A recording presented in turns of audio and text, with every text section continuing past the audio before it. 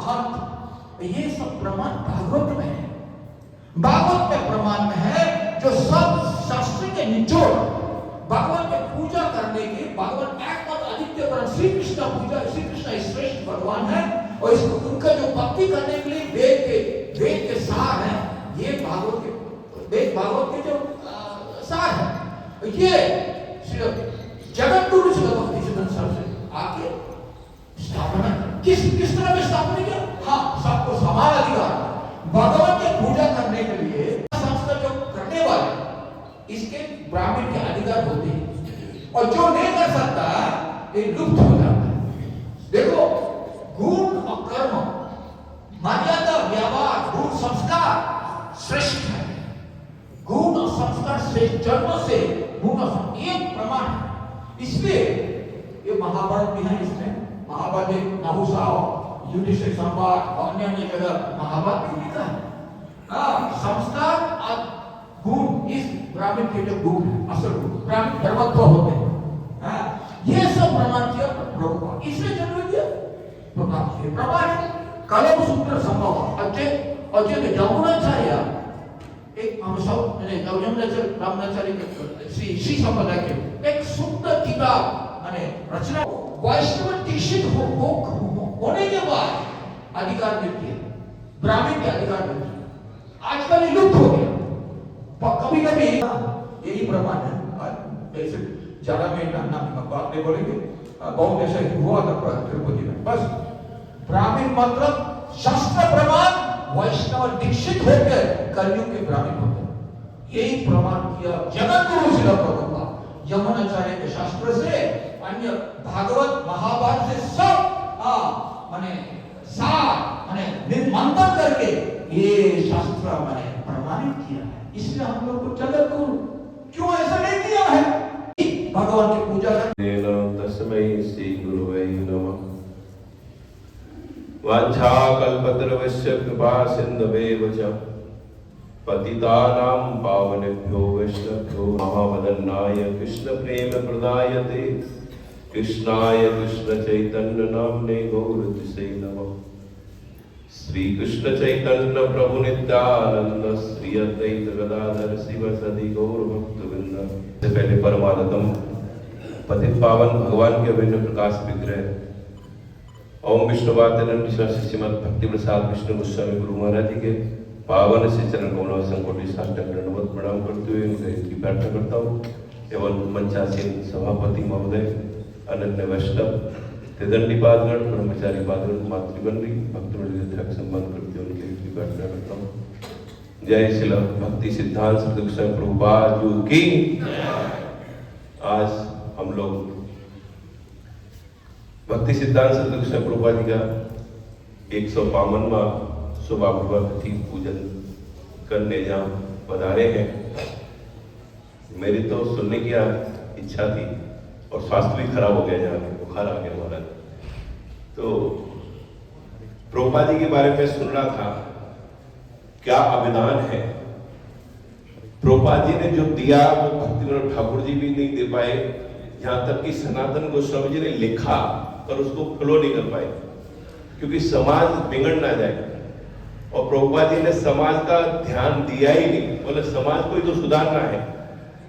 प्रभुपाद जी ने क्या अवदान दिया, बोले प्रभुपाद जी ने जो जनेऊ संघ महाराज जी बोल रहे थे अभी जनेऊ के बारे में, ब्राह्मण दीक्षा दी, सबको दी और इसमें विरोध भी हुआ और भयंकर विरोध हुआ।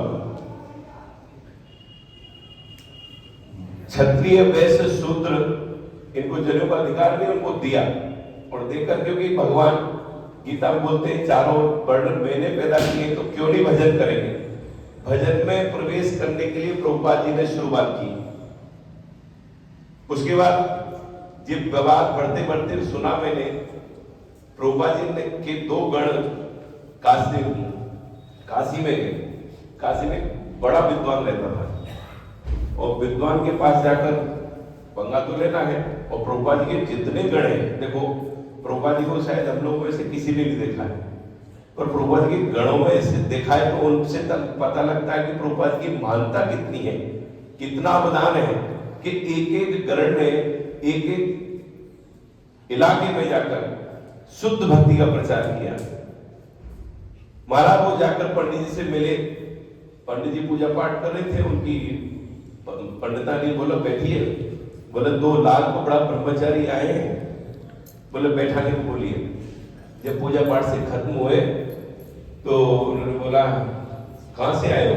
और पंडित जी का अपना अभिमान होता है ना, ब्राह्मण कुल में पैदा होने से, और था भी विद्वान। बोलो मायापुर से आए, यहाँ से शूद्रों को भी जनेऊ दिया जाता है। इतना बोलना था वो। प्रभुपाद जी के गण, चाहे ब्रह्मचारी बोलो चाहे सन्यासी बोलो, एक भी तुच्छ नहीं हुआ, अपने पद से तुच्छ हुए ही नहीं। उन्होंने बोलना शुरू किया कि भगवान ने गीता में जो बोला है,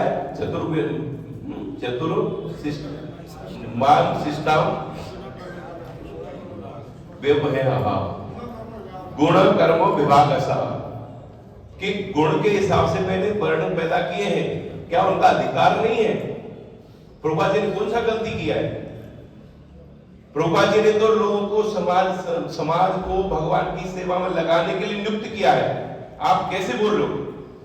आप प्रमाण दिखाइए कि वो सन्यास वो नहीं ले सकता जनेऊ। वो महाराज को थर थर कांपने लगा। उसकी पत्नी चरणों में पड़ गई, ब्रह्मचारियों को बोले महाराज आप छोड़ दो, नहीं तो इसको हार्ट अटैक हो जाएगा और मर जाएगा ब्राह्मण।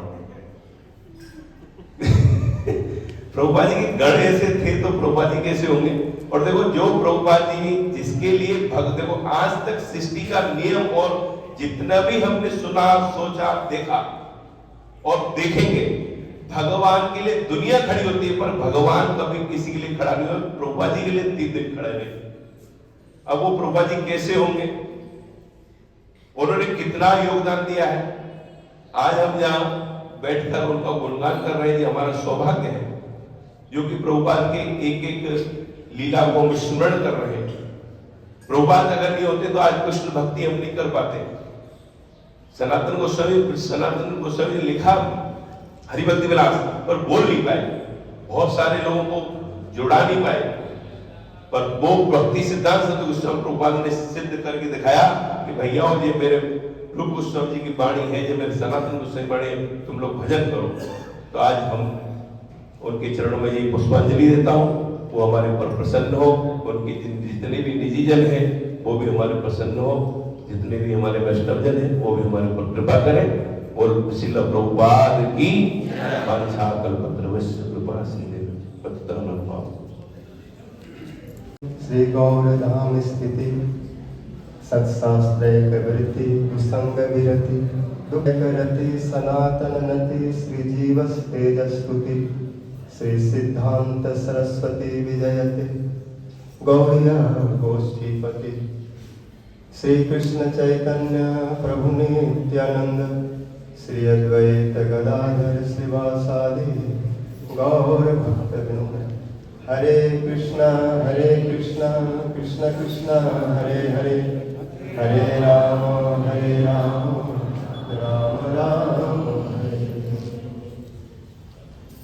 सर्वाग्रे मध्य गुरुपाद पद्म निखिल पृष्ठों विष्णुपाद अष्टोत्तर सत्य भक्ति जीवन जनार्दन गोसाई महाराज, निखिल पृष्ठों विष्णुपाद अष्टोत्तर भक्ति वेदांत नारायण गोसाई महाराज तथा समस्त रूपानुगुरु वर्गों के चरणों में अनंत कोटि दंडवत प्रणाम करते हुए हार्दिक प्रार्थना करता हूँ।